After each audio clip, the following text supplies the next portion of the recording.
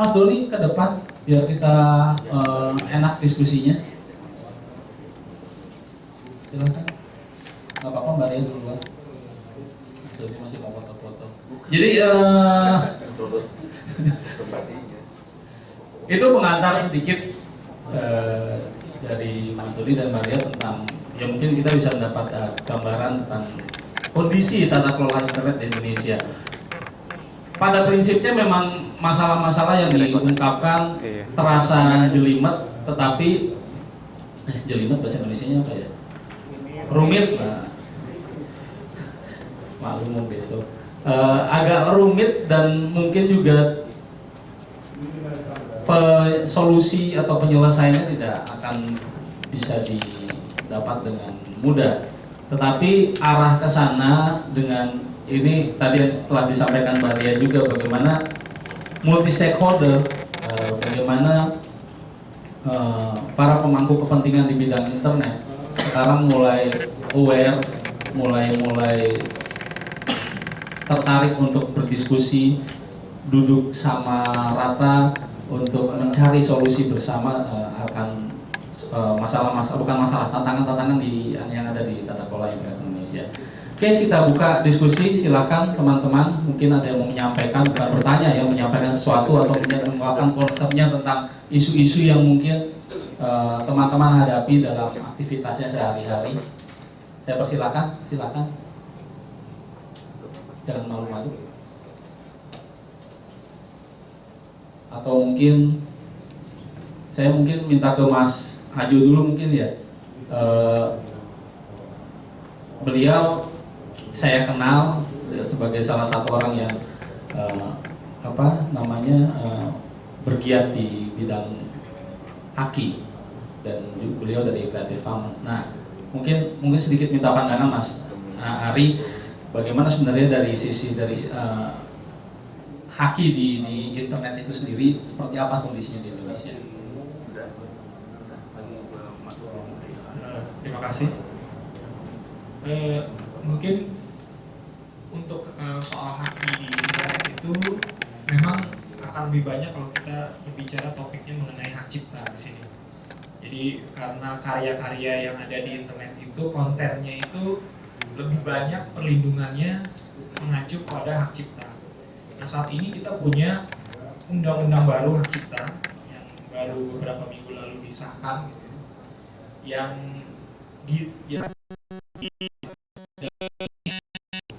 terus terang kalau saya bandingkan dengan yang lama itu sangat detail sekali. Jadi semuanya diperinci, tidak seperti yang lama hanya bersifat umum, tapi ini diperinci lebih detail. Yang mana memang kalau soal menyangkut internet ini ada hal-hal yang memang perlu menjadi perhatian kita gitu. Jadi intinya bahwa segala hal yang komersial, yang ada untuk penggunaan komersial di internet itu harus dicas, akan ada casnya. Jadi tidak seperti yang kemarin bahwa kalau kemarin itu dibilangnya bahwa konten yang ada di internet asal sepanjang tidak ada izin maka melanggar. Kalau sekarang tidak ada izin nggak apa-apa, dengan hanya menyebutkan sumber, tapi begitu itu ketahuan ada komersialnya, nah itu akan ada charge-nya, atau bila tidak membayar charge maka nanti akan dikenakan sanksi pidana. Jadi dia tegas sekali bahwa itu untuk kepentingan komersil. Segala penggunaan karya di internet yang dianggap yang berpotensi melanggar gitu ya. Nah, kemudian yang juga mengacu pada masalah blokir di sini, di situ di pasal di Undang-Undang Hak Cipta itu sendiri itu ada ketentuan mengenai bahwa apabila ada pihak yang merasa hak ciptanya itu dilanggar, di dalam hal ini ada karyanya diupload di internet tanpa seizin dia, pemilik hak cipta ini bisa melaporkan kepada Dirjen Haki, kepada Menteri dalam hal ini khususnya Dirjen Haki, yang begitu Dirjen Haki menilai, maka kalau dinilai memang benar-benar melanggar, dianggap melanggar, diduga kuat melanggar, maka dia bisa meminta Kemenkominfo dalam hal ini untuk memblokir akses kepada karya tersebut gitu. Dan kemudian di situ juga dibilang bahwa setelah dalam waktu berapa lama baru dia minta penetapan. Nah ini menurut kami kalau dari orang hukum ini aneh gitu, ini terus terang aneh. Karena seharusnya kalau dia sudah menyangkut di undang-undang, gitu ya, di undang-undang, di mana di undang-undang sendiri ada proses penanganan tindak pidana hak cipta, bukan tindak pidana, penanganan perkara perselisihan hak cipta, itu kita harus menggugat perdata di pengadilan gitu. Jadi misalnya kalau ada karya saya di internet, oh saya nggak suka, oh ini tanpa izin saya nih, oke, saya gugat ke pengadilan, saya minta kompensasi. Nanti di pengadilan saya bilang, tolong minta putusan sementara untuk memblokir akses internet saya, akses ke sana gitu. Jadi prosesnya adalah gugat dulu ke pengadilan, minta putusan selah, baru diblokir gitu. Nah ini aneh, ada pasal lain yang ternyata mengatur berbeda, bahwa Anda bisa saja kalau merasa hak cipta Anda dilanggar, ngadu ke Dirjen HI nanti ngadu ke Kemenkominfo harus langsung memblokir. Jadi ada dualisme di sini penanganan masalah pelanggaran hak cipta yang perlu jadi perhatian kita. Dan kalau menurut saya karena memang ada permen Kominfo kemarin yang berhubungan dengan penanganan konten-konten ilegal gitu ya. Saya pikir ini satu paket jadinya kalau mau ditindaklanjuti gitu. Kalau permen Kominfo kemarin niatnya akan di judicial review ke Mahkamah Agung, menurut saya ini juga seharusnya juga masuk agenda untuk dilakukan judicial review ke Mahkamah Konstitusi karena tingkatannya undang-undang. Karena dalam hal ini yang jadi kekhawatiran saya adalah banyak selama ini saya temui sebenarnya konten-konten di internet itu yang penggunaan konten-konten pihak lain itu untuk informasi, sebenarnya untuk informasi teman-teman blogger, teman-teman di Facebook, penyebar luas segala macam gitu. Yang mana salah satunya itu kadang-kala bermanfaat sebagai penyebaran informasi kepada rekan-rekan. Dalam hal ini kalau bahasa populernya mungkin access to knowledge gitu. Nah, yang saya khawatirkan seandainya ada pihak-pihak yang kemudian tidak suka karyanya digunakan oleh pihak lain yang sebenarnya pihak lain itu menggunakan untuk itu tadi, untuk penyebaran informasi, penyebaran pengetahuan, lalu main diblokir aja gitu. Nah itu kan bermasalah. Apalagi yang pernah saya alami gitu ya. Ada teman-teman guru-guru di daerah itu sekarang sudah melek internet. Mereka baru melek internet. Mereka untuk untuk mengajar di kelas kadang-kadang memberanikan diri untuk menggunakan multimedia. Jadi mereka mengambil tuh bahan-bahan dari internet. Wah, diajarkan ke muridnya. Wah, muridnya senang gitu karena belajar. Dan akhirnya mereka lebih advance lagi masuk ke blognya dia, ke Facebooknya dia segala macam. Nah ini kan perkembangan yang baik sebenarnya gitu. Cuma karena memang teman-teman guru-guru ini mungkin belum paham mengenai aksesnya, mengenai khususnya hak cipta tersebut. Kadang-kadang mungkin bisa jadi akan terjegal nantinya ketika ada masalah penggunaan konten yang tanpa izin tersebut. Gitu. Nah inilah kemudian yang perlu kita jaga gitu ya. Perkembangan menarik ini kita jaga, jangan sampai sudah bagus gitu mereka ingin menggunakan multimedia untuk mengajar, tapi kemudian terjegal masalah hal ini. Gitu. Saya pikir itu ya. Terima kasih. Terima kasih Mas Ari, kita kasih tepuk tangan buat Mas Ari. Ini satu sisi lain lagi dari internet isu yang ada di tata kelola di Indonesia yang menjadi concern dari Mas Ari Julian. Mungkin supaya adil, tampaknya saya akan memutarkan saja mic ini kepada rekan-rekan. Nanti rekan-rekan bisa cerita dari mana nama dan dari mananya dan isu apa sebenarnya yang menjadi concern teman-teman yang berkaitan dengan tata kelola internet. Saya mulai mungkin dari Mas Dimas ya, karena di depan. Silakan Mas Dimas. Assalamualaikum warahmatullahi wabarakatuh. Selamat pagi. Nama saya Dimas Prasetyo Muharam. Saya dari mewakili Kartunet. Kartunet itu kependekan dari Karya Tunanetra. Jadi kami itu adalah sebuah komunitas yang memang bergerak untuk pemberdayaan potensi teman-teman penyandang disabilitas yang khususnya sih buat teman-teman tunanetra kebanyakan untuk memanfaatkan teknologi informasi dan komunikasi. Nah, sebetulnya apa ya untuk dalam forum ini sih yang mungkin saya ingin tanyakan juga dan mungkin dibahas juga adalah dari kemarin kan kita sudah diskusi ya yang di dalam mana itu yang di daerah Cikini, terus juga sampai ke Kota Borobudur.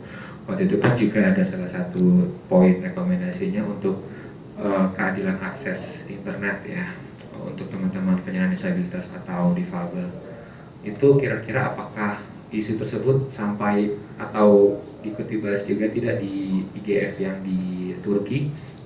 Lalu juga karena kalau misalnya isu itu nanti dibahas, mungkin sih yang bisa saya aspirasi teman-teman juga di daerah adalah kita tuh membutuhkan semacam affirmative action ya dari para stakeholders, baik dari pemerintah, dari ISP, dari pokoknya semua yang terlibat di dalam tata kelola internet itu, untuk internet itu bisa lebih berpihak kepada teman-teman penyandang disabilitas. Karena internet itu buat kami, khususnya buat yang penyandang disabilitas fisik ya, yang ada hambatan di mobilitas seperti yang tunanetra atau yang tunadaksa, yang pengguna kursi roda itu, internet itu sangat bermanfaat sekali sebagai solusi untuk mengatasi masalah mobilitas tadi gitu. Apalagi dengan fakta bahwa transportasi publik kita masih belum support gitu dari sisi aksesibilitas buat teman-teman. Jadi apabila sampai ke daerah-daerah itu teman-teman bisa mendapatkan sebuah affirmative action dari pihak-pihak terkait, misalnya bisa ada program internet yang lebih murah buat teman-teman yang di daerah gitu, dan juga yang paling terutama sih capacity building sih ya, untuk bagaimana teman-teman itu bisa mengoptimalkan akses internet. Itu akan sangat menjadi sebuah sebuah katrol untuk meningkatkan kesejahteraan teman-teman penyandang disabilitas. Mungkin segitu dulu. Oke, terima kasih Mas Dimas. Mungkin langsung ke Mas Damar. Selamat pagi, nama saya Damar dari Southeast Asia Freedom of Expression Network. Kelompok kami concern untuk beberapa hal masalah di internet yang terkait dengan tata kelola. Pertama, bahwa jumlah kasus teman-teman netizen yang kena pasal 27 ayat 3 undang-undang itu makin lama makin besar. Dan ini bukan lagi persoalan bagaimana pasal itu menjerat, tapi bagaimana pasal itu sekarang ditakutkan sudah menjadi produk hukum yang justru membuat ketidakadilan hukum. Produk yang tadinya dianggap bisa melindungi banyak orang dari persoalan pencemaran nama, tapi sekarang menjadi penghambat proses partisipasi. Tadi malam setelah diskusi di Hotel Ibis, saya bertemu dengan banyak teman-teman, terutama teman-teman aktivis yang sekarang berpikir bahwa ketika pemerintah mengharapkan, pemerintah yang baru Jokowi ya, berharap bahwa partisipasi publik itu makin besar dengan harapan demokratisasi kerannya dibuka. Internet diharapkan bisa menjadi sebuah kanal yang bisa mempercepat proses, sehingga warga misalnya bisa melaporkan ada korupsi, ada kekurangan dalam proses penyelenggaraan pemerintah, tetapi ancamannya tidak berkurang sama sekali atau ancamannya tidak dicabut. Dalam hal ini adalah pasal 27 ayat 3 atau produk-produk lain seperti Kominfo dan sebagainya. Maka sebetulnya kita sedang menghadapi pilihan yang dua dilematis. Diharapkan berpartisipasi tapi ancaman penjaranya masih ada. Jadi ini persoalan yang seharusnya harus cepat diselesaikan. Ketakutan kami adalah ada, kalau ingat ke zaman Orde Baru gitu ya, di saat itu ada paket undang-undang yang disebut represif. Kalau boleh sedikit refresh, salah satunya adalah tentang kontrol, lalu juga tentang beredar dan lain sebagainya. Apa yang ada dalam undang-undang ITE sedikit meneruskan apa yang dulu sudah dihapuskan. Jadi kalau sekarang sedang rame-ramenya undang-undang MD3, undang-undang yang pilkada langsung, pilkada tidak langsung dan sebagainya. Ini sebenarnya sedikit mengingatkan kita dan sedikit membuat kami bergidik, karena ini sepertinya sedang mengarah ke sana lagi. Formulasi undang-undang baru yang sama kuatnya untuk menghambat orang terlibat dalam proses pemerintahan yang lebih baik. Itu sih salah satu yang menjadi concern kami. Concern yang kedua adalah tentang privacy dan surveillance. Ini mungkin yang kami belum menemukan pasangan yang tepat di setiap kali pertemuan, karena kita juga baru tahu di tahun lalu bahwa sudah ada proses pengawasan surveillance dengan memasang software yang bisa memakai isi komunikasi kita lewat digital, dan itu sampai hari ini belum ketahuan siapa pemasangnya, siapa yang menggunakannya, dan apa yang digunakan dengan alat itu terhadap kita. Kalau boleh diparalelkan dengan apa yang terjadi di negara lain, Singapura baru saja juga memberi fit visa, dan pemerintah Singapura memang berencana untuk menerapkan pengawasan menyeluruh terhadap aktivitas digital di Singapura, dan mereka menggunakan itu untuk mengawasi warganya. Yang ditakutkan adalah bila Indonesia sudah lebih dulu sebetulnya membeli fit visa, yang entah itu siapa, pemerintah atau swasta, dan itu tidak dideklar siapa yang melakukannya, jadi kita sebetulnya sedang diawasi, tapi kita tidak tahu siapa yang mengawasi kita. Jadi itu dua hal yang menurut saya harus diatur tata kelolanya kayak seperti apa. Kalau memang kita mau diawasi, bagaimana proses pengawasan? Terima kasih. Oke, terima kasih Mas Damar. Jadi tadi Mas Dimas concern terhadap Internet for Disabilities ya buat para penyandang disabilitas, dan Mas Damar juga cerita tentang konsepnya dari SafeNet, lebih concern terhadap masalah kebebasan berekspresi dan juga privacy and surveillance. Lanjut Mas, silakan. Terima kasih. Assalamualaikum warahmatullahi wabarakatuh. Saya belum punya hal-hal yang ingin saya sampaikan di sini, tapi saya Anwari Natari atau Awai dari Satu Dunia. Memang concernnya Satu Dunia utamanya memang salah satunya tentang hak berakses internet, intinya di pengetahuan dan informasinya. Kalau misalnya mau banyak sebenarnya yang dikerjakan Satu Dunia, tapi kalau mau dikaitkan dengan obrolan kali ini mungkin ada yang nyambung sedikit soal Satu Dunia baru aja selesai menjalankan 2 program, satu pemantauan belanja iklan capres, terus kedua fasilitasi untuk warga muda untuk mengadukan adanya pelanggaran atau kecurangan selama pemilu dan pilpres itu. Di sini ada kontradiksi ya Pak. Di satu sisi kita memberikan fasilitas buat mereka untuk mengadukan adanya kecurangan dan pelanggaran, tapi di sisi lain sebenarnya konten-konten aduan mereka itu sangat rentan dengan terjegal UID gitu ya. Jadi karena menurut saya mungkin nyambung sedikit dengan apa yang disampaikan Mas Dodi tadi, bahwa karakter anak muda waktu di Twitter, waktu di Facebook itu kan banyak, nggak semuanya tentunya, tapi banyak yang sampah, dan itu kita tahu habit yang buruk itu lebih mudah menular dibanding habit yang baik. Karena Indonesia itu kan produsen tweet terbesar gitu ya, jadi bawel banget, ngantuk aja dia nguap aja di tweet sama dia gitu. Indominya gosong aja di status Facebook gitu. Jadi sehingga menurut mereka ngadu apa aja, curhat apa aja gitu loh. Sehingga ketika ada waktu isunya adalah pelanggaran atau kecurangan pemilu, apa yang menurut dia nggak oke diaduin aja sama dia.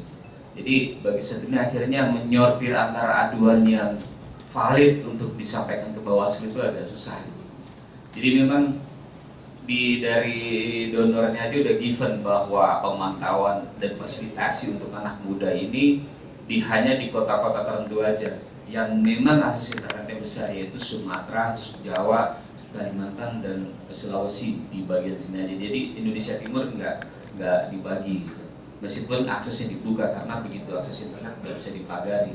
Tapi sepertinya donornya aja udah tahu bahwa ya udahlah, Timur nggak usah diurus. Ini khusus untuk pengaduan bagi anak muda di Indonesia Barat aja.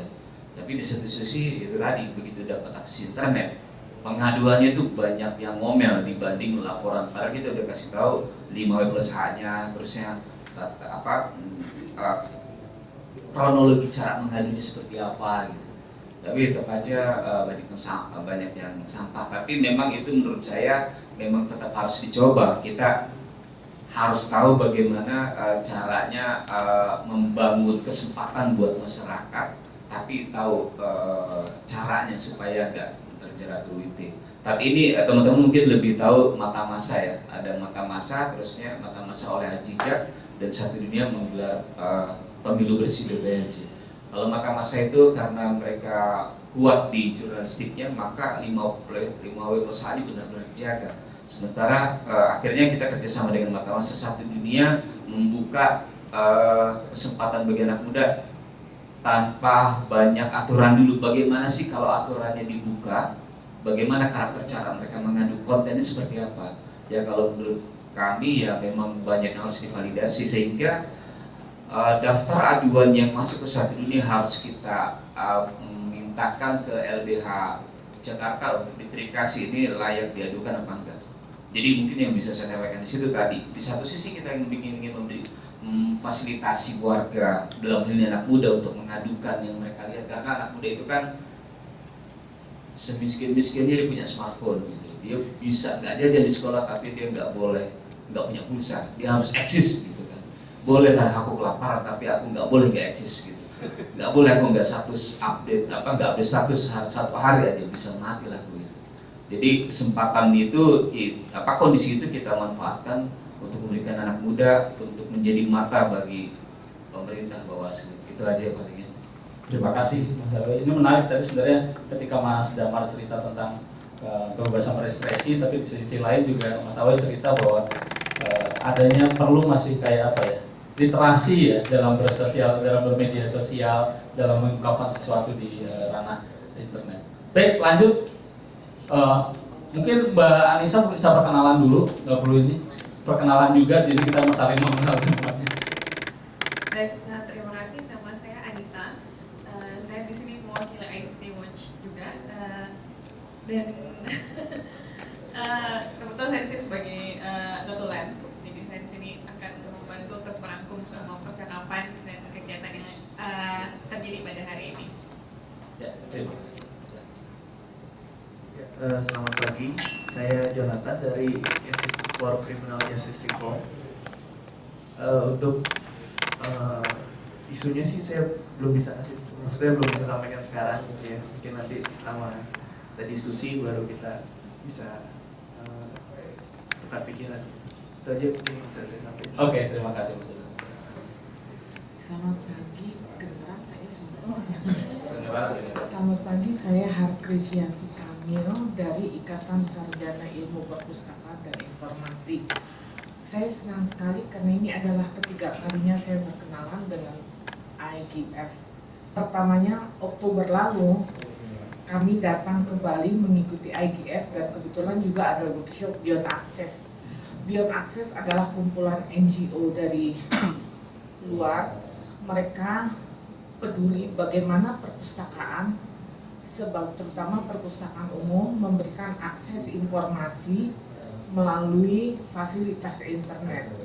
Dan kemudian tentu yang concern kami adalah perpustakaan mungkin dalam hal konten, misalnya tentang KDRT, HIV/AIDS yang untuk development tidak begitu kaya. Karena itu saatnya Pustakawan Indonesia bekerja sama dengan CSO untuk mengemas ulang informasi dan memberikan akses kepada masyarakat luas. Mungkin teman-teman di sini masih bingung, kok perpustakaan urusannya apa ya dengan internet? Karena saya tahu dari kalian mungkin hanya sedikit yang pernah datang ke perpustakaan, ya kan? Apalagi sekarang bisa ada Mbah Google dan sebagainya kan. Tetapi kalau kita bicara googling is fine, tetapi untuk in-depth information kalian tetap harus ke perpustakaan. Dan kemudian yang saya lihat, mungkin di sini saya yang paling tua ya, paling tua jadi nggak. Ada yang lebih tua dari saya nggak? Ada Doni itu Pak. Maksudnya rambutnya aja dicat kali ya. Tapi saya sangat peduli dengan, saya sedang menghimbau ke teman-teman, terutama librarian di Indonesia, karena kalau di luar mereka di dalam IGF sudah ada yang namanya sesi Dynamic Coalition of Public Libraries, di mana perpustakaan umum terutama itu ditingkatkan untuk mendukung kebutuhan masyarakat sehingga kita bisa bersama-sama mencerdaskan bangsa. Klise tapi penting. Tadi saya juga ingin menyatakan bahwa kalau di perpustakaan kita mendampingi users untuk ada yang namanya information literacy. Dengan adanya internet tentu kita harus juga mendampingi mereka dalam bagaimana searching internet dan sebagainya, apalagi untuk di pelosok-pelosok. Walaupun internetnya betul-betul sambil minum kopi, tapi tetap mereka harus diperkenalkan, ya. Kemudian saya hanya ini kalau yang dari pribadi, saya menggunakan Facebook sebagai alat advokasi, terutama untuk teman-teman pustakawan. Terus terang pustakawan di kita itu masih bukan gaptek, tapi masih nyaman di dalam bicara dengan teman seprofesi dan sebagainya. Jadi mereka memang terus terang kita agak kurang peduli tentang tata kelola internet dan sebagainya. Nah di sini ada Satu Dunia, ada Mbak Sita. Kami mencoba membangkitkan pustakawan, kalian lebih peduli dong. Tapi di lain pihak kita juga ingin mengajak CSO, kalian juga peduli dong tentang perpustakaan yang bisa dimanfaatkan sebagai akses informasi untuk masyarakat luas. Itu aja, terima kasih. Terima kasih Mbak. Ini juga menarik karena memang di beberapa pertemuan IGF perpustakaan justru mengambil peran penting ya. Di waktu itu sempat di Asia Pasifik Regional IGF juga dibahas bagaimana justru pusat informasi internet itu adanya harus bisa kita kembangkan di perpustakaan karena ini yang menyebar di seluruh wilayah. Itu yang teman-teman dari kepulauan negara-negara kepulauan berbicara hal itu, dan kemarin juga di IGF saya sempat ikut satu sesi di mana bagaimana perpustakaan bisa menjadi tempat untuk menyimpan budaya secara digital. Nah ini juga nanti bisa kita diskusikan lebih jauh. Oke, lanjut silakan. Halo, nama saya Camelia. Saya dari Erotics Indonesia. Ini jaringan dan penelitian terkait soal internet dan seksualitas di Indonesia. Menarik banget dari yang Ibu sampaikan soal online library. Sekarang aja museum udah online ya, gitu. Jadi segala sesuatu informasi mestinya lebih mudah diakses. Yang saya ingin sampaikan di sini lebih kepada terkait isu internet dan akses. Kita lebih banyak berbicara soal infrastruktur, ya, barang. Tetapi kalau penelitian yang baru kita lakukan yaitu querying tata kelola internet terkait soal tata kelola internet di Indonesia dan hak asasi manusia LGBT di Indonesia, ternyata akses internet tidak hanya infrastruktur, tetapi terkait dengan sosial, politik, dan budaya di negara Indonesia ketika suatu kelompok itu menjadi minoritas dan didiskriminasikan melalui undang-undang, dalam hal ini undang-undang pornografi yang digunakan sebagai acuan untuk peraturan menteri soal peraturan situs bermuatan negatif, bahwa kelompok gay dan lesbian dan biseksual dan transgender kontennya dianggap kriminal karena dianggap penyimpangan seksual, bahkan lebih parah lagi bestiality, seksualitas terkait kebinatangan. Itu yang menjadi riset kami. Jadi ketika seorang gay lesbian di perkotaan pun dengan segala infrastruktur dan akses yang cepat, kami masih tidak bisa akses karena situs-situs LGBT mulai diblokir. Padahal situs-situs itu bukan terkait pornografi, terkait hak asasi manusia, info kesehatan dan reproduksi HIV/AIDS. Nanti teman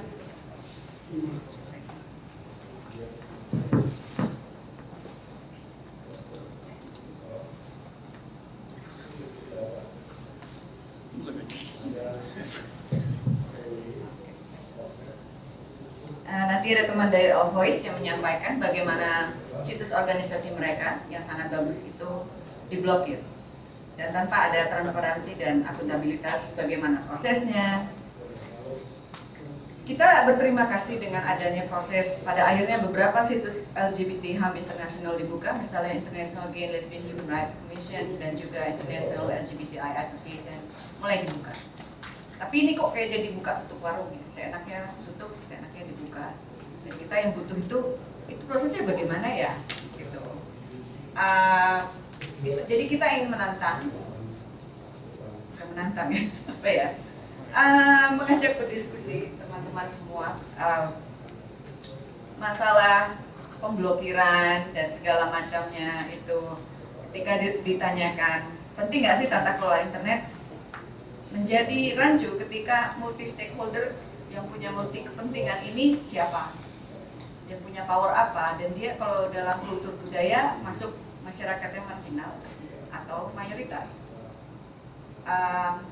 Kalau dianggap tidak perlu, ya mungkin kemarin juga di Turki sudah jelas ya, ada Internet Ungovernance Forum, karena mereka sudah tidak percaya dengan pemerintah dan mesti stakeholder di Turki, dan para mahasiswa dan akademisi melawan dengan bilang, ya kami tidak percaya governance karena terlalu dominan power orang yang punya kuasa atas internet di negara ini gitu.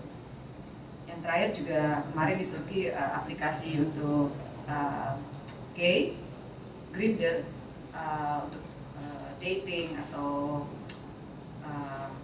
mobilisasi organisasinya, berjaringan itu juga diblokir. Hampir sama dengan konteks Indonesia ya.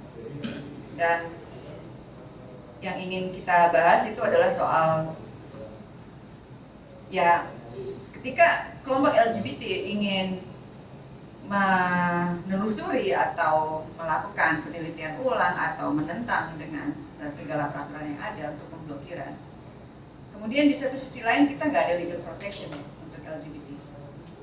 Perlindungan hukum, kalau kita mau membawa kasus ini ke pengadilan, Mahkamah Konstitusi, judicial review dan segala macam ini, tapi kita nggak ada perlindungan hukum. Bagaimana keamanan kita sebagai pembela HAM LGBT kalau kita benar-benar membawa itu ke proses hukum misalnya? Jadi tidak hanya masalah soal tahu hukum dan tahu HAM, tapi juga masalah perlindungan dari kita. Bahkan bisa jadi lawyer yang akan membela kita pun bagaimana kepastian perlindungannya, karena selama ini ya sudah cukup bosan diserang. Dan saya juga tertarik dengan program Satu Dunia untuk pemberdayaan anak muda, tapi saya juga merasa bahwa ini sering banget ya stereotip anak muda di ICT, mereka yang suka galau. Tapi kalau saya perhatiin nggak hanya anak muda, banyak juga yang tua-tua aktivis dan segala macam juga sering galau gitu. Tapi saya akan terus mendukung bagaimana anak muda bisa memberikan konten lebih positif gitu, di internet. Saya pikir itu aja sih yang ingin disampaikan, dan makasih. Thank you Mbak Kamel. Jadi menarik bahwa diskriminasi tidak hanya terjadi di dunia offline, di dunia nyata, tapi juga terjadi di dunia maya, itu yang dirasakan Mbak. Oke, mungkin silakan Mas. Oke, selamat siang, Assalamualaikum. Saya Ricky dari Our Police. Kami dari 99 itu mengembangkan blog yang berisi tentang pendidikan seksualitas dan keberagaman identitas gender. Kami dari kelompok LGBT, dan tahun 2010 mulai mengembangkan website, dan website itu isinya berbagai macam tentang pendidikan kritis, pendidikan seksualitas, pendidikan keberagaman identitas gender gitu, dan pluralisme, toleransi gitu. Dan itu sama sekali tidak ada konten pornografi di dalamnya.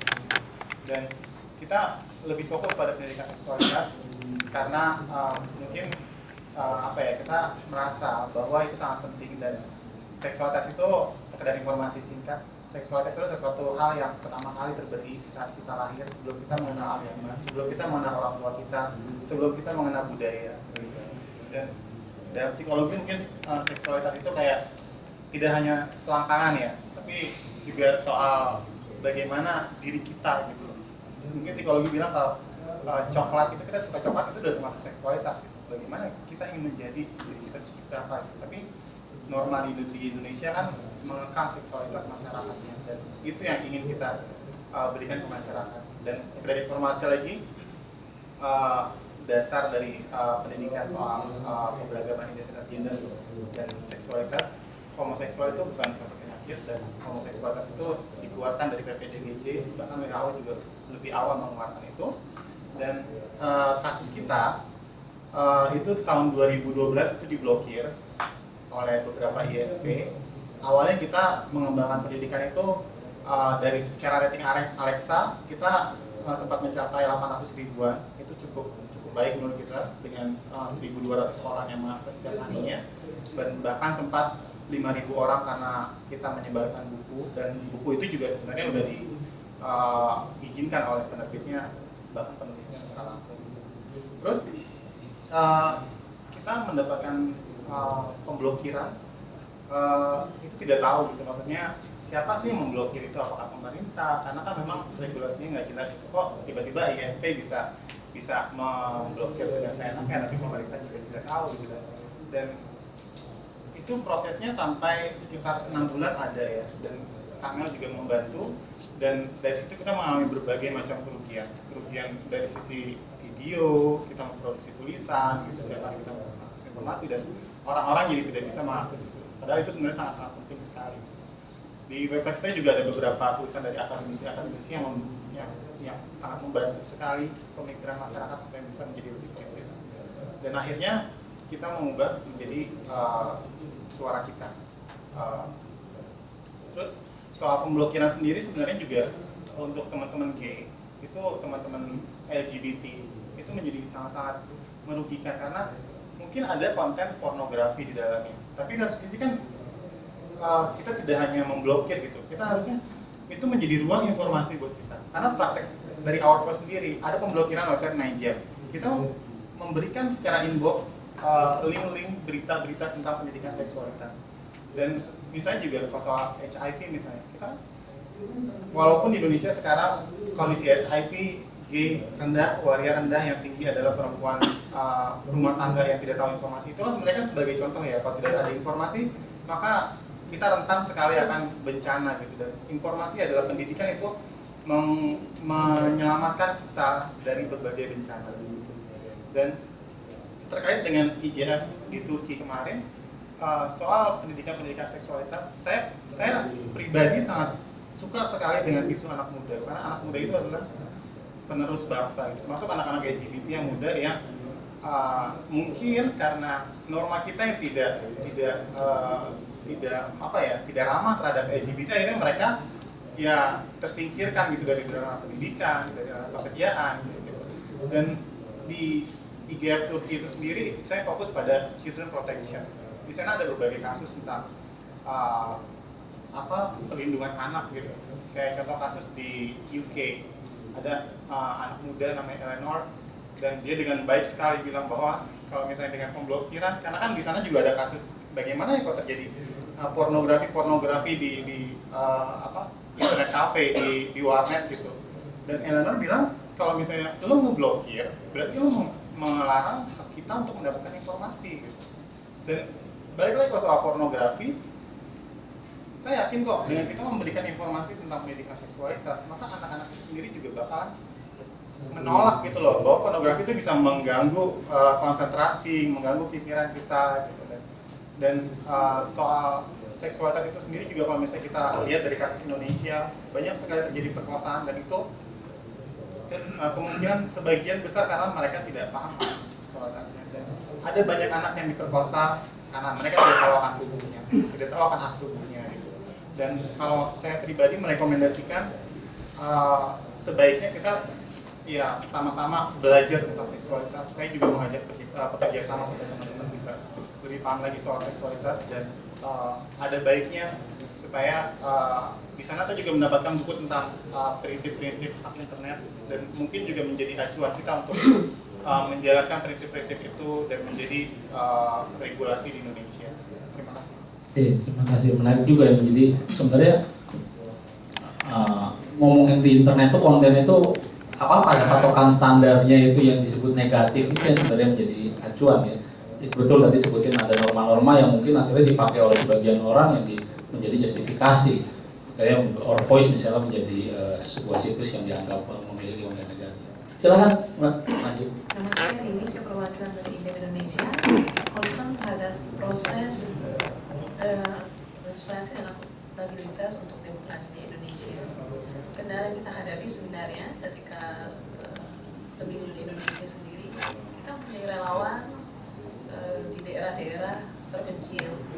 Itu sebenarnya agak kesulitan sebenarnya untuk mengakses internet, terutama untuk mengirimkan laporan-laporan secara cepat. Kita juga berelaborasi di sini dengan GDPR. Jadi saya nggak tahu, pemerintah sering mempunyai program internet masuk desa, tapi kenyataan mungkin hanya slogan internet masuk desa untuk daerah-daerah yang mudah aksesnya seperti itu. Jadi seperti Mas Awai katakan bahwa ya syukur-syukur kalau pemudanya punya smartphone, tapi kenyataan kalau di sana syukur-syukur kalau memang ada fax gitu. Ya syukur-syukur juga kalau punya handphone bisa SMS dan telepon saja, tidak memiliki fitur-fitur lain. Mungkin di pertemuan ini saya berharap ada sesuatu rekomendasi kepada pemerintah Indonesia sendiri bahwa ketika melakukan mapping untuk penggunaan internet tata kelola Indonesia yang baik, seharusnya juga ramah terhadap daerah-daerah terpencil, terluar bahkan terdepan. Itu menurut saya kurang jadi masukan untuk pemerintah sekarang, hanya slogan saja. Mungkin itu dari saya, terima kasih. Lanjut silakan. Selamat pagi, saya Rifai dari Nawara. Mohon maaf kalau sejauh ini belum ada info terbaru dari kami. Mungkin nanti setelah ada update dari teman-teman akan saya share di sini. Oke, terima kasih. Terima kasih, selamat pagi. Saya Sita Laksmi, saya dari Hivos. Kalau teman-teman tadi bicara soal konten, saya sebenarnya lebih peduli terhadap platform diskusi IGF. Kadang-kadang hanya jargon semata. Akan sulit punya orang dengan equal power yang bisa bicara dan kemudian mengambil keputusan. Apalagi itu bukan forum pengambilan keputusan di Internet Governance Forum. Indonesia Internet Governance Forum juga bukan dimaksudkan sebagai pengambil keputusan. Beda kayak Dewan Pers, beda kayak Komisi Penyiaran Indonesia yang mengambil keputusan, tapi kita hanya sebagai platform diskusi. Sekarang menjadi tantangan buat kita atau CSO adalah bagaimana, atau buat kami yang ada di sebagian ada di IDIGF, bagaimana membuat platform diskusi IDIGF ini menjadi terrefleksi dalam realita. Apa yang terjadi di diskusi di IDIGF, kita bicara dengan banyak orang, kita bicara dengan APJI, kita bicara dengan kepala dirjen dari Kominfo dan segala macam, tapi blokir terjadi. Ya, apapun kita ngomong di sini, tapi awas nggak dapat akses. Jadi yang kita omongin di sini itu kadang-kadang tidak terrefleksi dan tidak bisa dilakukan secara konkret di lapangan. Itu menjadi tantangan sebenarnya buat kita. Bagaimana bisa gap besar antara diskusi di IDIGF atau diskusi di ID Config kemudian bisa terjadi di lapangan. Itu sebenarnya tugas kita semua sebenarnya, bukan kita. Nah, soal konten tentu saja kemudian ada ahlinya masing-masing. Ada ahli soal seksualitas, ada ahli soal demokrasi, ada ahli soal privacy, ada ahli soal haki. Itu proses yang sangat detail dan mungkin tidak semua orang bisa menguasai semua hal. Tapi yang penting buat kita diskusikan nanti mungkin di sesi kedua adalah CSO. Lalu bagaimana nih karena kita dalam multi stakeholder? Karena kalau kita ngomong pun kadang-kadang nggak didengerin karena CSO tidak bisa dianggap mewakili rakyat. Rakyat kan paling gampang dianggap mewakili ya. Jadi rakyatnya siapa? Siapa yang bisa kita klaim sebagai orang-orang yang mewakili kita wakili, gitu kan? Jadi itu juga sebuah diskusi yang mungkin menarik, tapi jangan juga patah hati. Maksudnya jangan juga patah semangat karena ini adanya satu-satunya platform yang mungkin bisa membuat kita berdiskusi lebih matang soal kasus yang semua carut-marut di Indonesia ini. Terima kasih Mbak Sida. Lanjut Mbak. Oke, selamat pagi semuanya. Saya Lia dari Jala PRT. Jala PRT sendiri itu concern untuk isu pekerja rumah tangga. Pada saat ini Jala PRT bersama rekan-rekan di jaringan sedang mengawal konvensi ILO 189 tentang Decent Work of Domestic Worker dan juga pengesahan undang-undang pekerja rumah tangga. Nah, di sini masalahnya adalah untuk pekerja rumah tangga Indonesia itu banyak sekali, tapi tidak semua pekerja rumah tangga itu mendapatkan akses dan juga pengetahuan internet karena sebagian besar dari mereka adalah mereka yang mungkin mencapai pendidikannya SD atau SMP saja. Nah, mungkin juga masyarakat masih memandang bahwa PRT itu adalah kelompok yang kelas 2 dan di situ mungkin majikan juga menganggap untuk apa kamu perlu internet, cukup kerja dan kerja kamu dapur. Nah, itu kan jadi suatu masalah. Dan juga untuk undang-undang ini ketika disahkan, tujuan kita adalah bagaimana melindungi PRT dan bagaimana PRT itu mampu meminta haknya gitu, mendapatkan hak-haknya. Tapi ketika akses dan informasi mereka terbatas, bagaimana mereka tahu gitu? Ini karena hanya ada sebagian kecil dari PRT yang ikut organisasi. Kita juga ada organisasi untuk pekerja rumah tangga seperti Sapu Lidi dan dari rekan-rekan Imadei dan segala untuk pekerja rumah tangga, anak juga kita sedia.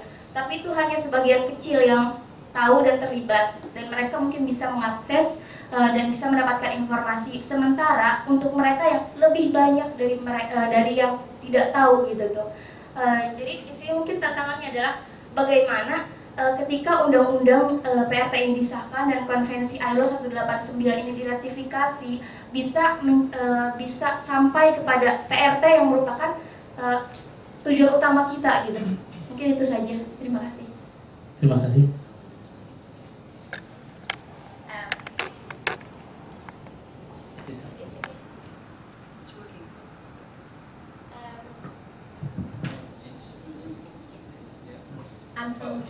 I speak English. I'm from Italy, and I'm now an internship in Della Creative, and I'm working on domestic and informal issue. And since I'm here for 2 weeks, and I have interview with domestic worker, and since now I think that they have to get more information, and also using internet, like for having more, like I think they have just to have kind of blog or something kind of like this, because to have more visibility on the media, because they told me that like when media report their story, they can have be heard, and I think that public opinion don't know really well the issue of domestic worker, and for having more power, so in kind of advocacy, I think they have me more connected. Jadi benar bahwa bagaimana internet itu bisa menjadi alat buat teman-teman PRT bisa menyuarakan, bisa mendapatkan hasil informasi. Ini yang masih menjadi tantangan di internet. Silakan. Ya, Assalamualaikum warahmatullahi wabarakatuh. Saya Adin dari media online kandidat.com. Jadi saya ngobrol ya dengan apa yang sudah disampaikan Mas Rami tadi di awal tentang bagaimana industri internet saat ini carut-marut, dikorelasikan dengan apa yang sudah dilakukan oleh Asosiasi Penyedia Jaringan Internet yang kemarin membuat petisi. Itu seberapa bahayanya ketika ISP ini kemudian dicap sebagai perusahaan yang tidak bertanggung jawab dengan memanfaatkan jaringan milik operator. Seberapa bahayanya sehingga kami, maksudnya saya mewakili masyarakat ya, sehingga kami ini harus menandatangani isi dari ABJ itu. Seberapa bahayanya, apa nggak bisa operator ini mengambil alih tugas dari ISP ini dengan menyediakan internet tanpa harus ada penyedia jasa. Apa sih yang menjadi poin paling penting sehingga kejadian ini dianggap mampu melumpuhkan internet di Indonesia gitu. Sehingga kita, ya saya sih berharap kejadian ini bisa, petisi itu bisa meyakinkan penegak hukum yang menggunakan UU 36 itu sadar gitu loh Pak, bahwa ya yang menjadi panutan para pegiat industri internet itu sebenarnya yang mana? Apakah UU dari telekomunikasi ataukah tipikor, maksudnya tindak pidana korupsi itu, sehingga bisa jelas masalahnya, kan? Seberbahaya apa? Itu aja mungkin yang ingin saya sharing dengan teman-teman sekalian. Terima kasih. Kemudian Mas Doni bisa sharing sedikit ya, nanti aja Mas ya. Lanjut. Ya, selamat pagi semuanya. Saya Aan. Saya juga baru untuk mengamati internet di Indonesia gitu. Nah, saya juga ingin tahu mengenai yang sedang booming di sekitar kita saat ini, yaitu tentang kiamat internet itu sendiri. Jadi saya juga belum punya pengetahuan cukup banyak untuk di-sharing mengenai asal mula atau ada ancaman internet itu. Yang jelas saya cukup concern karena internet merupakan satu kebutuhan kita saat ini. Itu saja dari saya. Terima kasih. Mbak, Mas Ari sudah.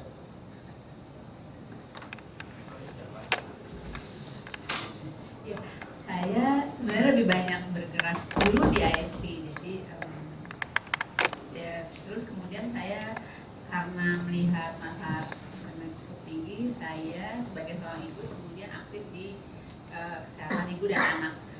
Kegiatan belakangan ini lebih memanfaatkan untuk internet untuk kampanye kesehatan ibu dan anak. di kita nih aktivis ibu dan anak agak sering bingung gitu untuk kesehatan ibu dan anak. Satu sisi kalau lihat dari kasus Prita, itu salah satu sarana yang selalu kami lakukan tiap hari, yaitu belajar tentang kesehatan dan kemudian curhat.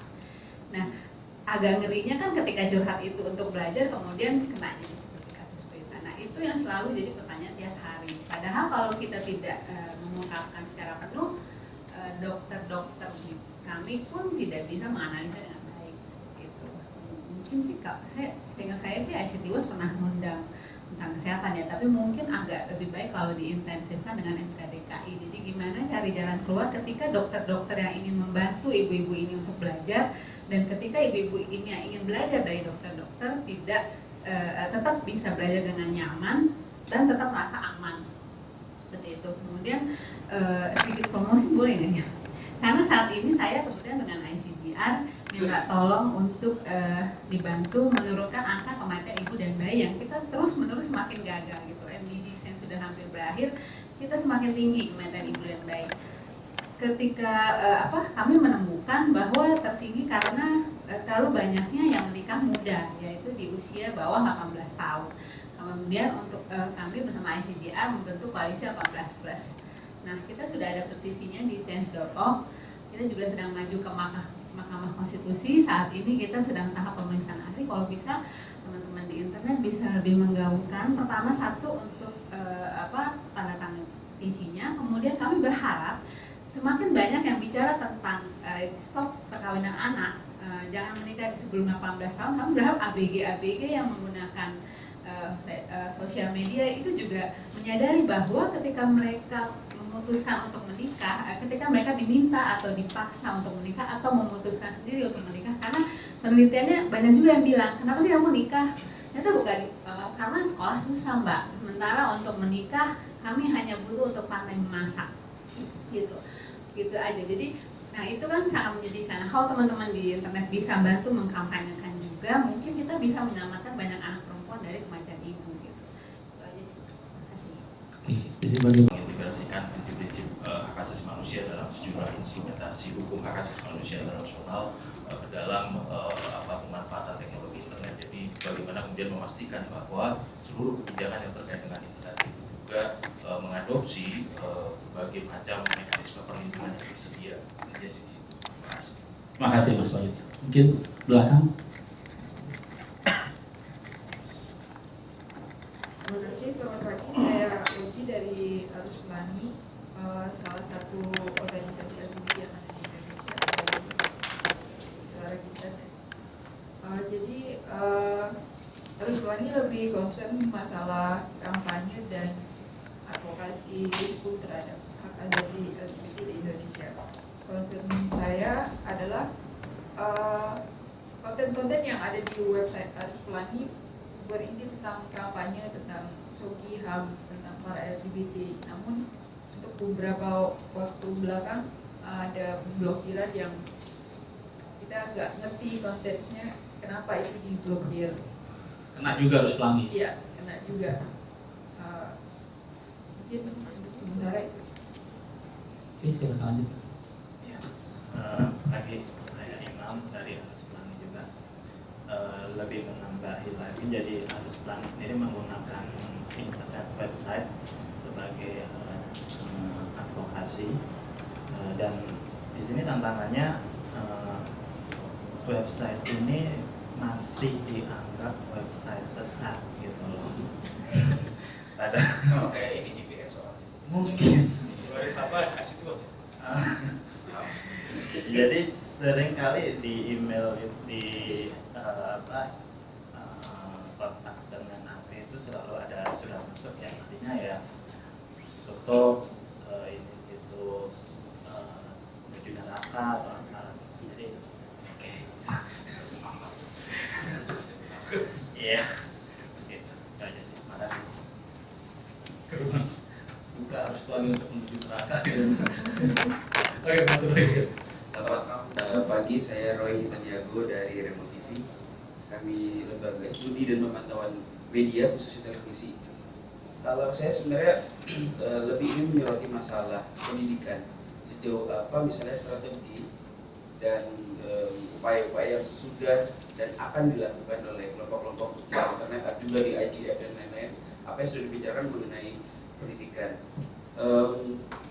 Bukannya saya ingin mengecilkan upaya-upaya untuk mendapatkan akses infrastruktur tentang internet, tapi itu satu sisi perlu dilakukan, tapi upaya untuk menyadari bahwa ada yang berubah dari budaya kita, dari cara kita bersosialisasi dan sebagainya dengan kedatangan makhluk baru ini, itu yang patut diwaspadai.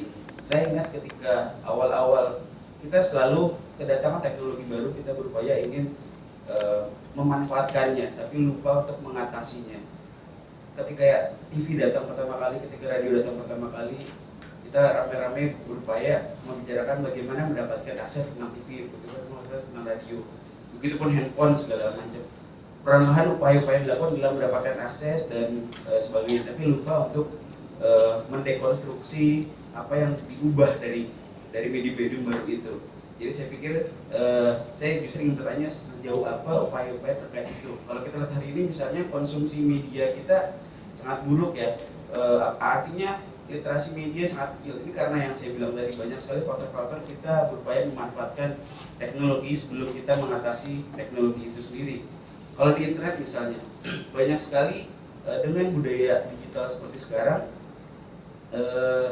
di mana kedalaman misal tidak ada lagi, itu mengubah dalam banyak hal. Misalnya Tempo sekarang halaman opini semakin kecil. Itu saya pikir juga upaya dalam mereka menjaga pasarnya yang cara membacanya sudah mulai berubah. Jadi maksud saya faktor-faktor itu bukan kita ingin menghindari teknologi baru ini, tapi menyadari apa yang disaring, apa yang diubah dari teknologi baru ini. Jadi saya pikir upaya-upaya itu yang perlu dilakukan.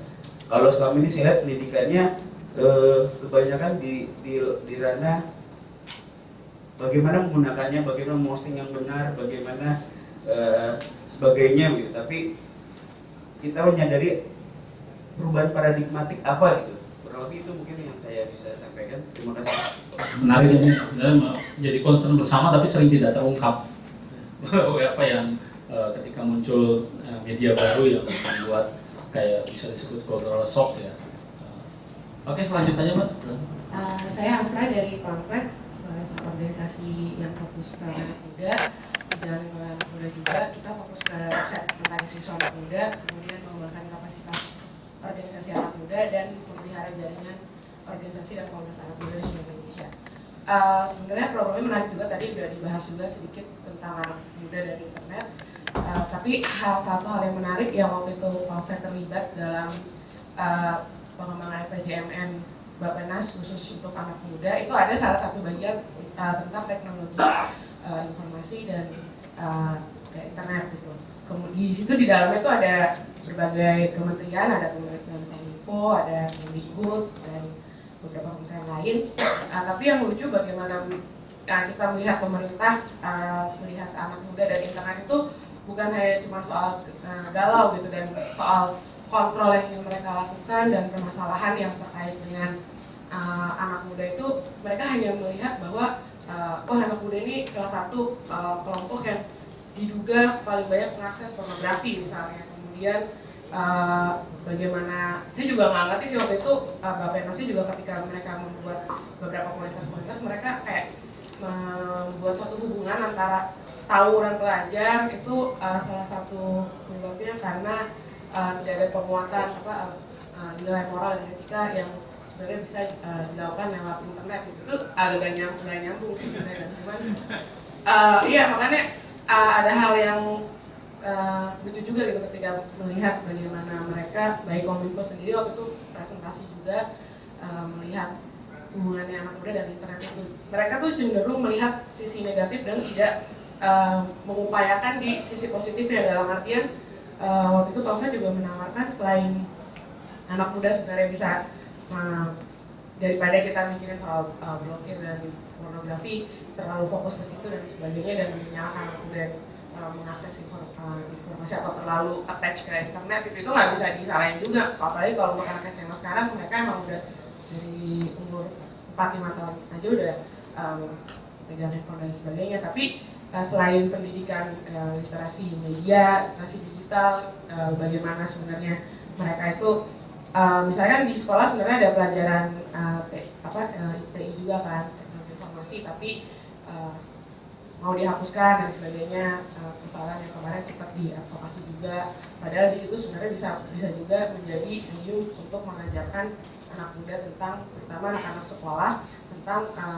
bagaimana kita bisa menggunakan internet dengan baik. Kemudian soal sisi positif dalam artian internet itu juga sebenarnya bisa menjadi medium untuk anak muda bisa berpartisipasi langsung dalam memonitor kebijakan-kebijakan pemerintah misalnya, kemudian berpartisipasi juga dalam merumuskan hal-hal yang kira-kira aspirasi anak muda sendiri itu apa gitu, dan itu bisa menjadi bentuk pemerintah. Hal-hal yang seperti itu seringkali dilupakan, terutama juga pemblokiran konten. Waktu itu Kominfo selalu bicara tentang pornografi, terus kemudian tapi mereka sendiri juga lupa tentang misalnya privacy, kemudian perlindungan anak itu sendiri, dan terutama konten-konten yang radikal gitu, dalam artian misalnya banyak kan beberapa website yang memang menyuarakan kebencian, terus kemudian ajakan-ajakan untuk gerakan fundamentalis itu banyak yang diakses oleh anak muda gitu. Dan itu juga banyak yang menginspirasi, misalnya kalau tadi ngomongin soal pernikahan muda, pernikahan di bawah 18, itu juga misalnya banyak yang inspirasi anak muda tuh, anak-anak SMA tuh ini apa, felixial misalnya, mereka melakukan felixial dan masa pacaran gitu, harus menikah. Jadi itu emang, dan kita pamflet menemukan hal seperti itu ketika misalnya kita jadi ke anak SMA tuh ada memang itu berpengaruh ke mereka gitu. Jadi ya itu aja sih soal nanti bisa juga juga akan melakukan Oh iya. Ya, nanti siang juga teman-teman anak muda akan berdiskusi juga tentang tata kelola internet ini. Oke, lanjut Mas, silakan. Ya, saya coba bercepat ya, karena saya baru dapat SMS ada maskapai yang tata kelolanya nggak baik. Pesawat saya dipercepat 3 jam.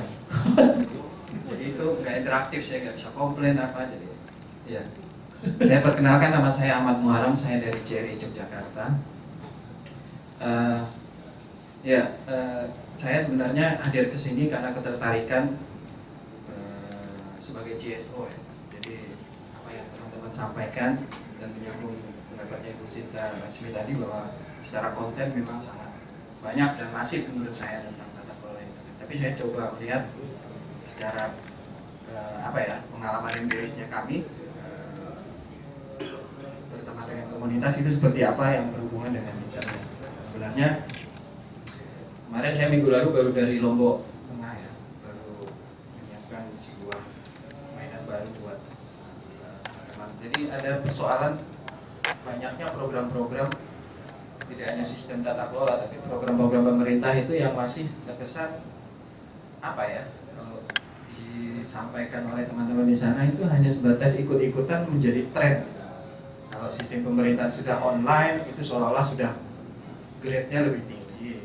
Kemudian penghargaan terhadap pemerintah yang berbasis online misalnya, itu juga menjadi motivasi yang menurut saya tidak terukur gitu, untuk pemerintah lain tidak siap. Nah, sehingga ketika mereka ingin menerapkan sistem informasi pemerintahnya punya punya web, punya SMS gateway, punya SMS center atau apapun, yang tidak dipikirkan itu sebenarnya dimulai dari pecahan apa itu hanya mandatnya SBY, kemudian UKP4-nya membuat program yang online, tren-tren masyarakat internasional. Saya juga ngomong sama teman-teman sama masyarakat nelayan dan petani yang memang pada saat itu hadir juga bingung, ini apa yang bisa dilakukan untuk merubah hasil tangkapan mereka misalnya. Itu yang kalau kita pikir dalam sekarang ini memang nyambungnya itu susah, tapi pasti akan nyambung. Maksudnya begini, kalau tadi disampaikan oleh tadi saya lupa tentang kerja internet, mungkin ada satu hal yang perlu dipertegas kembali ke depan, bahwa internet itu harus mengarah kepada advokasi dan perubahan terhadap pengguna atau siapapun menurut saya. Karena kalau kita hanya membahas tentang aplikasinya, tentang administrasinya, nanti persoalan yang kita hadapi adalah pemanfaatannya itu tidak benar. Kembali tadi di Combine sendiri, di CR sendiri, tantangan tentang internet ini sendiri, online, itu selalu kita counter dengan hal yang disebut online atau online. Kenapa? Misalnya kita punya Kita ada proses pembuatan sistem informasi desa misalnya. Itu antisipasinya ketika ya mau diblokir mau apa, tapi secara offline dan online itu sudah ada. Maksudnya begini, ada proses-proses yang kita mengabaikan peraturan-peraturan perundang-undangan. Kenapa? Karena kedaulatan informasi itu kalau masyarakat sudah menganggap dia bisa terbuka sesama mereka dan mereka sudah lakukan secara konsensus, ngapain mesti ada?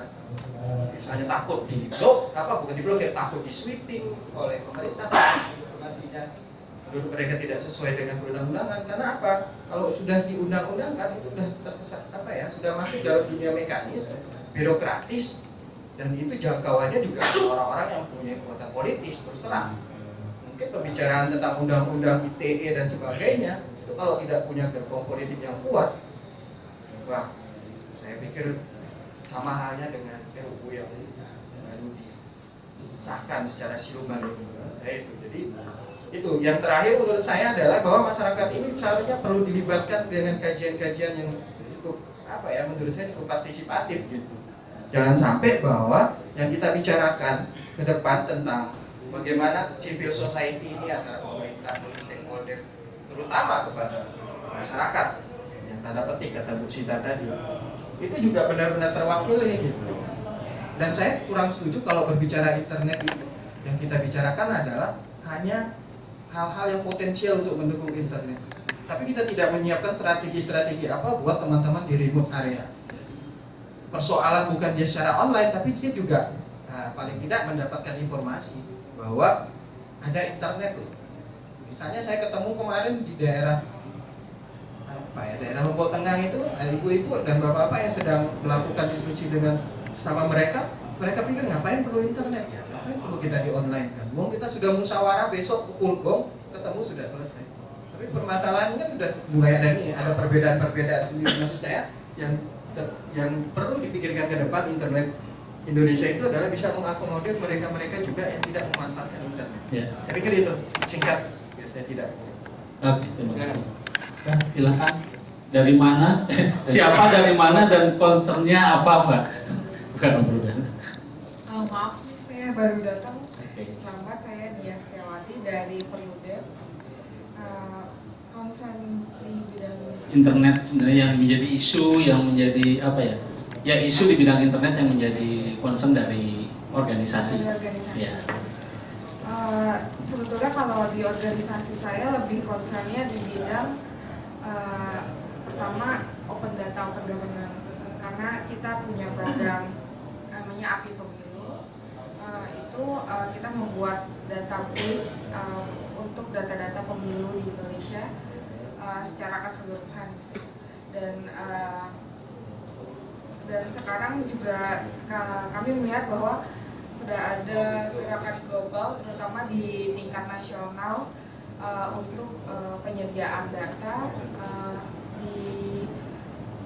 secara online dan terbuka gitu, data-data baik data pemerintah, kemudian civil society juga sudah mulai concern terhadap hal ini. Kita juga kemarin baru menyelenggarakan namanya School of Data. Jadi kita melatih civil society untuk mengolah data-data yang mereka miliki sehingga bisa dimanfaatkan oleh kelompok lainnya dengan semaksimal mungkin. Misalnya dengan pembuatan API sehingga akan lebih mudah dibuat menjadi aplikasi. Cuman pada dasarnya kalau concern di kami melihat banyak sekali data yang tersedia, mungkin sudah disediakan pemerintah gitu ya secara online, tapi datanya masih belum bisa dibaca oleh mesin. Jadi kayak struktur database-nya masih berantakan, kemudian database-nya itu biasanya bentuknya masih kayak PDF, belum berbentuk Excel, yang sehingga itu kan harus diolah lagi. Betul kayak seperti yang dikatakan sebelumnya, kita juga masih punya ketimpangan karena saya juga dari divisi voter education. Ketika kita sudah buat aplikasinya dengan data-data yang selengkap mungkin, tapi ternyata daerah masih susah mendownloadnya atau kayak masih susah akses internet, sehingga itu juga tidak bisa digunakan secara maksimal. Jadi kami juga terus melakukan ibaratnya serangan udara dan serangan darat gitu. Jadi kita tetap melakukan voter education langsung ke tempat-tempat, ke daerah-daerah, dari komunitas-komunitas, universitas-universitas gitu. Jadi kita sih berharap akses datanya bisa lebih baik dan terbuka dan rapi, dan juga akses internetnya juga bisa menyebar secara merata di seluruh Indonesia. Ya, terima kasih Mbak. Mungkin saya ke sini, silakan. Selamat siang semuanya, Assalamualaikum warahmatullahi wabarakatuh. Saya Widya dari Patiro. Kalau berkaitan dengan internet sendiri, sebetulnya sesuai dengan apa yang dikerjakan oleh Patiro yang lebih ke desentralisasi, kita ke pemerintah daerah dan masyarakat di daerah juga, dan kebanyakan juga daerah timur yang sebetulnya kita agak sulit ketika kita mengkampanyekan atau mengadvokasi di sisi penggunaan layanan yang lebih cepat, lebih baik yang bisa diakses oleh masyarakat. Seperti salah satu yang pernah dialami itu adalah saat kita membuat sistem komplain, jadi komplain mekanisme di sisi PDAM, dan itu yang tadinya masyarakat sangat jauh, sekarang jadi lebih mudah sebetulnya dengan penggunaan internet itu. Dia lebih mudah meng-SMS, bahkan bagi mereka yang mungkin kalau ibu-ibu nggak punya akses internet yang HP-nya biasa mungkin ya, tapi dengan adanya koneksi dengan internet yang terhubung ke pemerintah itu, dia lebih mudah mengirimkan, dan laporan yang selama ini tidak pernah dilihat atau tidak pernah direspon, jadinya direspon karena itu diumumkan di internet, dan itu jadi pantauan di media, dan itu mengubah budaya dari pemberi layanan ke masyarakat. Dia jadi merespon lebih cepat, terus merespon pun dengan santun, dan kita juga mengarahkan tadi, saya setuju dengan Mas Awai berkaitan dengan penyampaian informasi atau komplain yang santun, misalnya literasi yang baik, dan itu kita kembangkan ada 3 gitu. Yang satu, kita lihat seperti apa sih budaya masyarakat ketika dia memberikan komplain. Mungkin ya tadi banyaknya seperti sampah, banyak sekali gitu yang dia tuliskan, sehingga pemberi layanan itu juga meresponnya kebingungan gitu.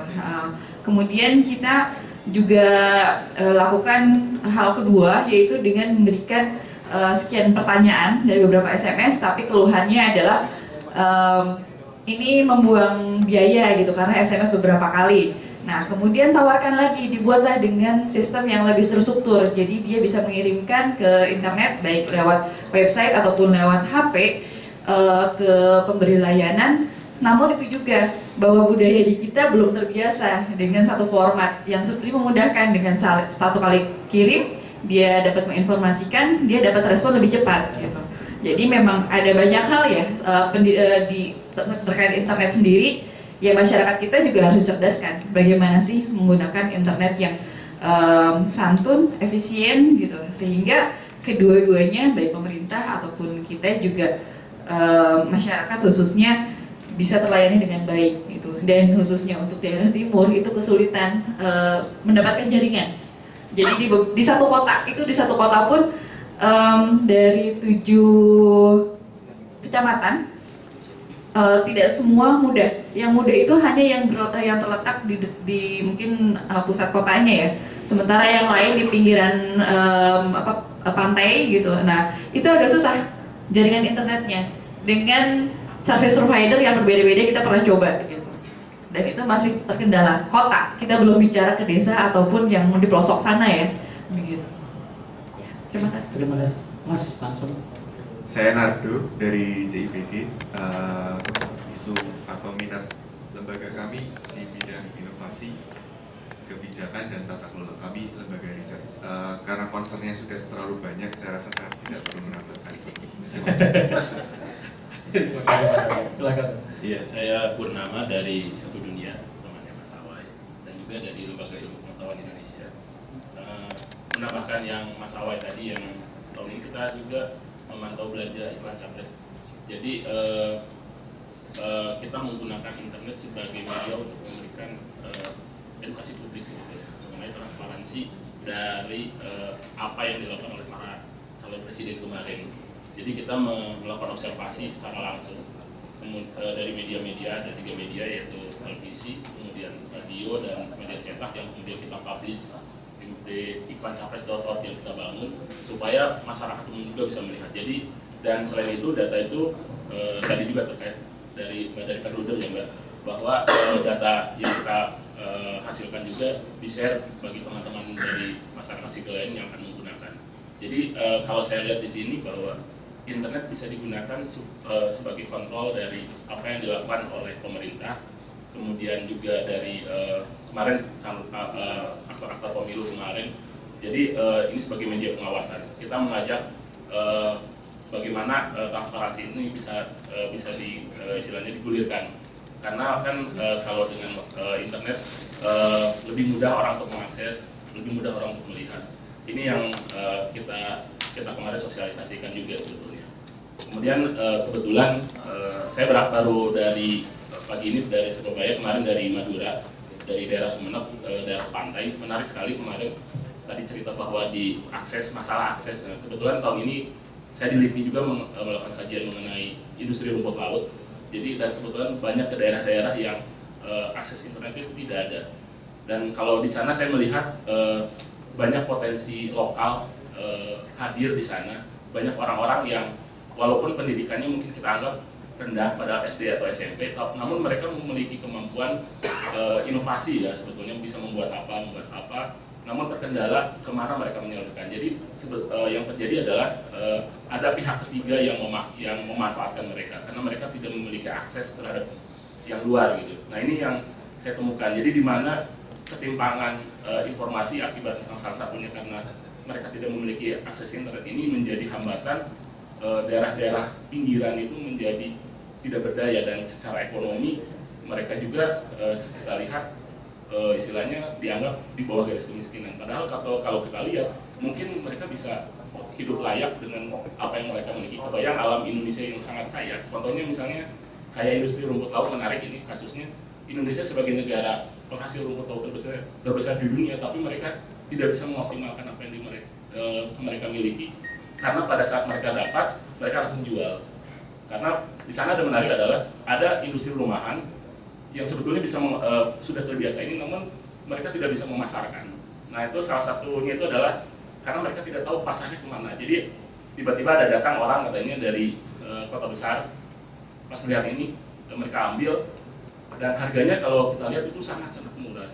Yang mungkin mereka tidak tahu harga, tidak tahu informasi yang lainnya terkait ini, dan juga mereka tidak bisa mengupgrade kualitas dari produknya ini. Nah ini salah satu bahwa ketimpangan ini kalau mungkin dari teman-teman sudah banyak melihat, seperti tadi Bapak dari Yogyakarta juga ya Pak, bagaimana di daerah itu yang orang yang tidak memiliki akses orang tidak memiliki akses internet ini menjadi seakan-akan jadi terbelakang ya. Padahal mereka walaupun pendidikan SD SMP tapi sebetulnya memiliki kemampuan untuk lebih dari itu. Gitu. Terima kasih. Terima kasih. Lanjut. Selamat siang, saya Mbak Im dari Suara Kita, sekaligus koordinator wilayah Bos Forum Jakarta. Kita sekarang lagi mengalami kesulitan untuk akses website kita karena diblokir. Web itu sangat penting buat teman-teman yang ada di daerah, karena untuk di daerah sendiri jadi G itu sangat sulit ya untuk ngalamin undang-undang kayak di Aceh itu ngalamin undang-undang yang kanun segala macam. Terus buat teman-teman yang di Jakarta juga website itu buat berbagi informasi, karena selama ini teman-teman G itu banyak mengalami kejahatan kayak penipuan dan segala macam itu. Di situ mereka bisa cerita-cerita bahwa pelakunya dan apa ciri-ciri pelakunya segala macam. Jadi kalau website itu diblokir susah buat mencegah terjadinya tindak kejahatan kayak gitu. Maaf kalau agak grogi. Terus karena saya sebagai pendamping buat teman-teman ODA yang dari G, kita juga sulit buka web itu dan sulit juga buat sosialisasi soal masalah AIDS dan HIV. Dan selama ini banyak teman-teman yang identitasnya dirahasiakan, mereka tuh takut buat cerita kalau mereka pernah mengalami sulitnya jadi ODA segala macam. Di situ mereka bisa cerita, dan karena web itu diblokir, teman-teman G itu sulit deh untuk dapat informasi. Itu aja. Oke, terima kasih. Assalamualaikum warahmatullahi wabarakatuh. Selamat siang. Shalom, Om Swastiastu. Saya Andi Irawan dari Wahid Institute.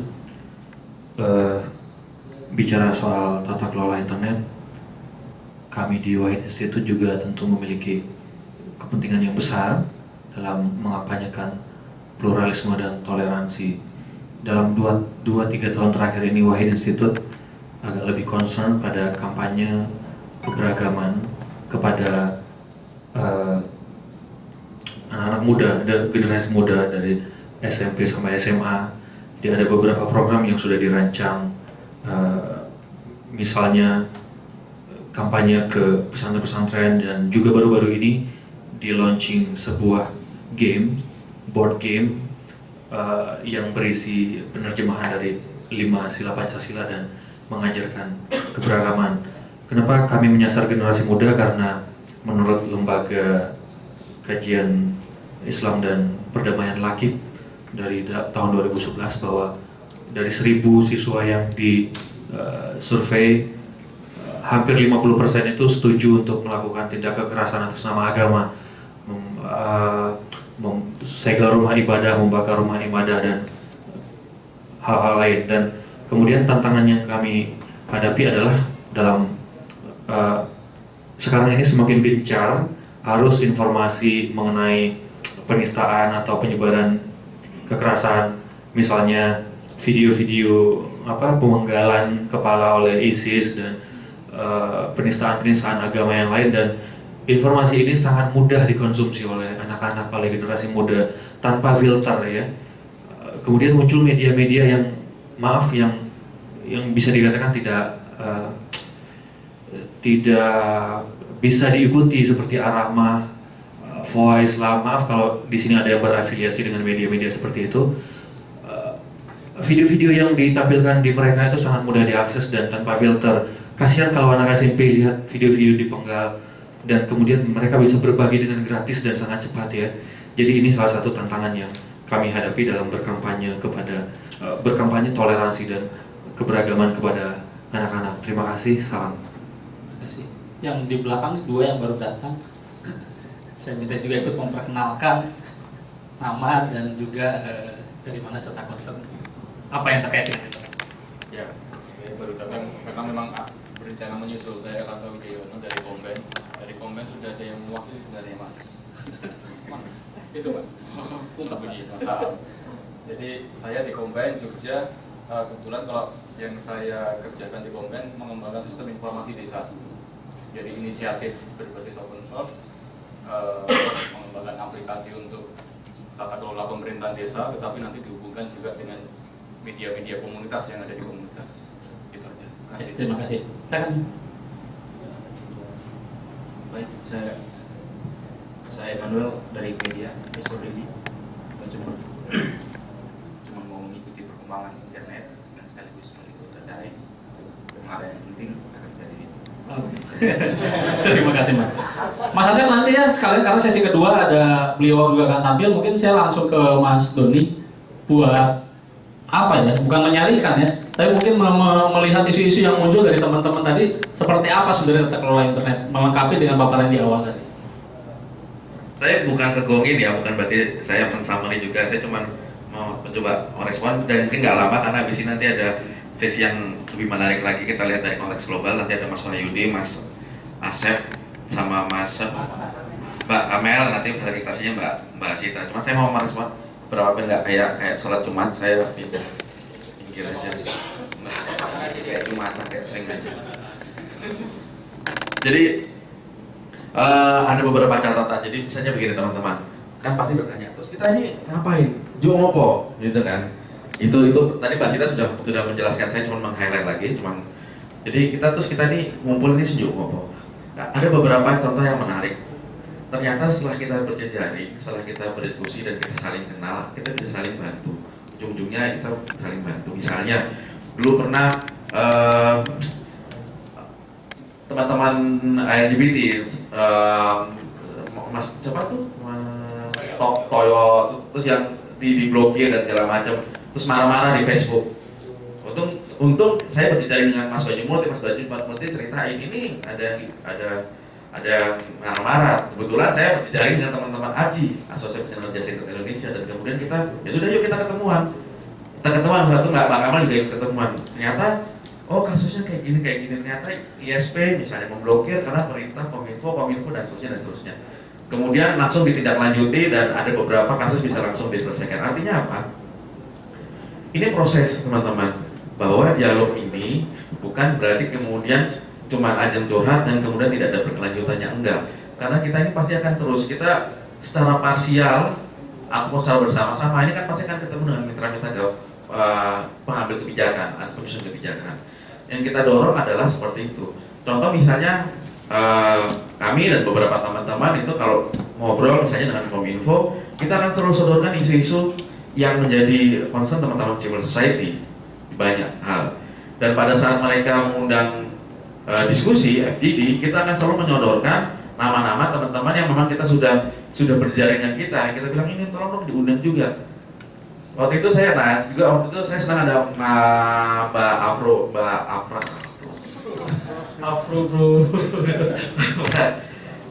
Yang Kominfo kan memang begitu ya, bukan Kominfo. Maksudnya pemerintah kemudian melihat bahwa anak muda hanya sebagai objek yang kemudian mereka kerjanya buka situs ini segala macam. Mereka nggak pernah dialog dengan pemerintah. Mengapa enggak kemudian kita duduk bareng? Oh ternyata oke, kita kalau misalnya anak muda kita udah mendeteksi nih, ada Mas Roy, ada Mbak Afra. Berarti nextnya kalau Kominfo mau undang kita ngomong, ini anak muda diundang dong, yang ini orangnya. Sama Mas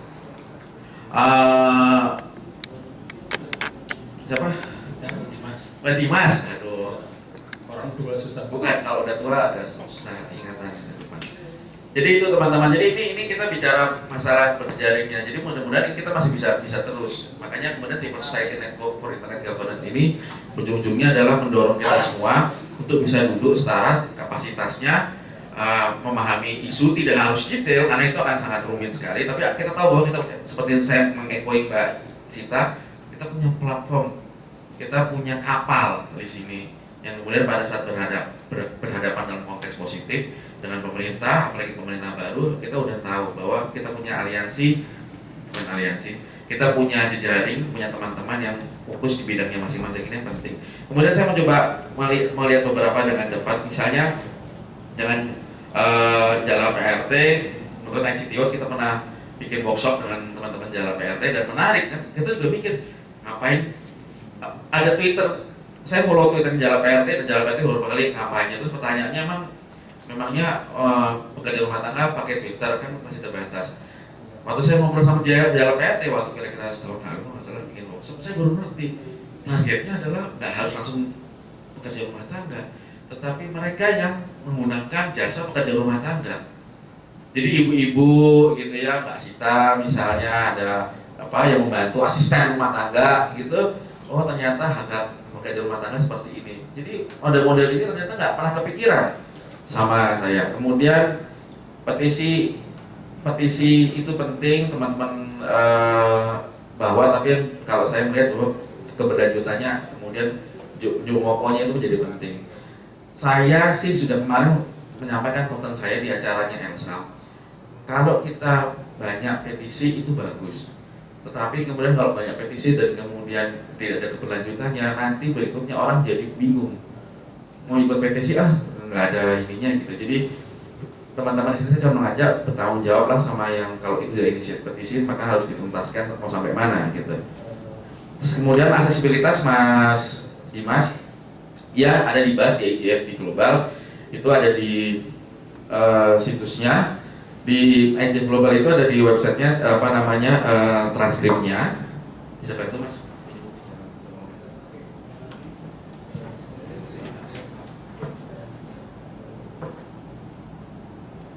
Ya itu ada catatannya Mas, tapi mereka masuk dalam koalisi dinamis.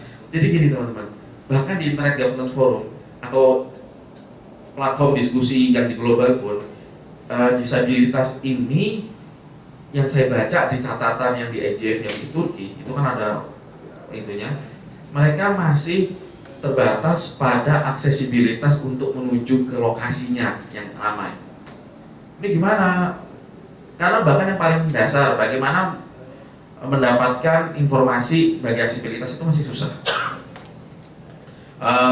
Gimana cari filenya, gimana nyari itunya itu sendiri di lokasi itu masih susah. Jadi banyak yang bisa diperjuangkan. Tapi concernnya Mas Dimas bahwa website pemerintah minimal harus bisa diakses oleh teman-teman difabel, screen reader, itu sudah kita sampaikan, sudah kita dorong ke Kominfo, sudah kita, waktu teman-teman CPG itu sebenarnya membantu registranya Kominfo, Aptika, Direktur Jenderal Aptika di Kominfo, teman-teman CPG, itu waktu mereka membuat FGD saya hadir dan kami mendorong bahwa websitenya pemerintah harus nanti ada policy pinginnya itu bisa diakses oleh screen reader.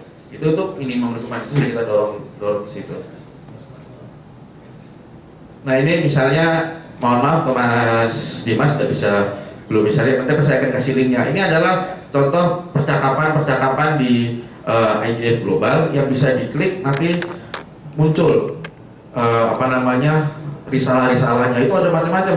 Ada soal perempuan, disabilitas, ada soal ISP segala macam. Jadi kalau pengen dapatkan isu global, apa yang terjadi itu bisa diakses di situ. Ini yang terjadi di Istanbul, Turki secara detail. Kemudian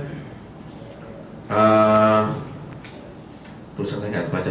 Perpus, saya mikir kalau memang kita punya data di mana perpus yang baik dalam konteks begini.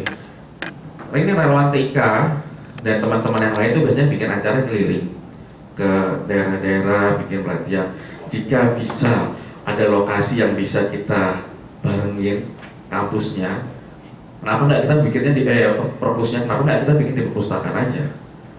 Jadi kerjasama dan segala macam, orang selain perpustakaan tapi situ teknologinya juga masuk. Itu pingin banget kita bisa seperti itu.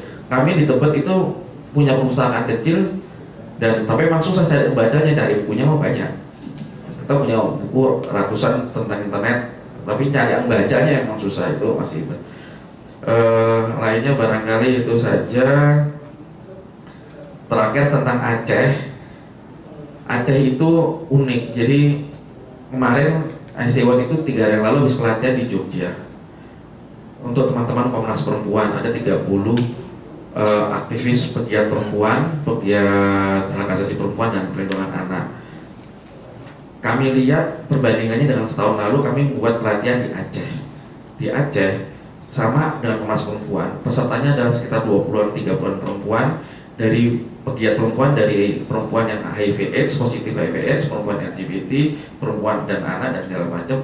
Mereka ternyata memang dapat tekanan yang cukup luar biasa di Aceh. Saya tidak menyalahkan atau berpretensi pada syariah Islamnya, tapi banyak orang yang menggunakan hukum itu kemudian untuk merepresi perempuan. Jadi secara kontekstual banyak yang harus diperjuangkan, bagaimana perempuan sendiri bisa diberdayakan secara internet. Barangkali itu sih Mas Banyu. Jadi harapannya kita bisa berdiskusi lebih lanjut. Ya. Oh jadi terakhir barangkali saya bisa menunjukkan ini sedikit